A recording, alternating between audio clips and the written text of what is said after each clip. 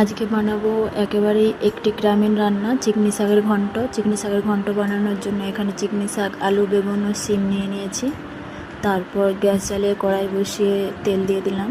তেল গরম হয়ে গেলে তেজপাতা ও শুকনো লঙ্কা দিয়ে দিয়েছি। তেজপাতা ও শুকনো লঙ্কাটা একটু ভাজা ভাজা হয়ে গেলে পাঁচফোড়ন দিয়ে দিলাম। পাঁচফোড়নটাও একটু লাল করে ভেজে নেব তেলের সঙ্গে। সমস্ত কিছু ফোড়ন ভাজা ভাজা হয়ে গেলে এবার কেটে রাখা সবজিগুলো দিয়ে দিলাম, আলু, বেগুন ও শিম। এবার পরিমাণ মতো নুন ও হলুদ দিয়ে ভাজা ভাজা করে নেব। আমি এখানে ঢেকে দিলাম যাতে সবজিটা প্রায় সেদ্ধ হয়ে যায়। আবারও ঢাকনা দিয়ে ঢেকে রান্না করে নিয়েছি। এই যে সবজিটা প্রায় ভাজা ভাজা হয়ে গেছে।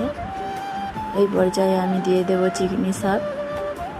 চিকনি শাকটাও সবজির সঙ্গে ভালোভাবে ভাজা করে নেব।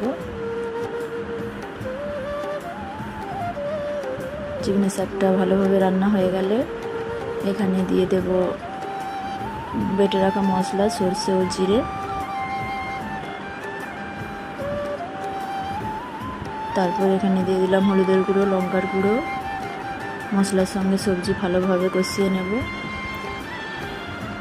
মশলার সঙ্গে সবজি কষানো হয়ে গেলে এখানে সবজিগুলো সেদ্ধর জন্য পরিমাণ মতন জল দিয়ে দেব। রান্নাটা আমার এবার হয়ে গেছে, নামিয়ে নেব। আপনারাও একবার করে দেখবেন এভাবে।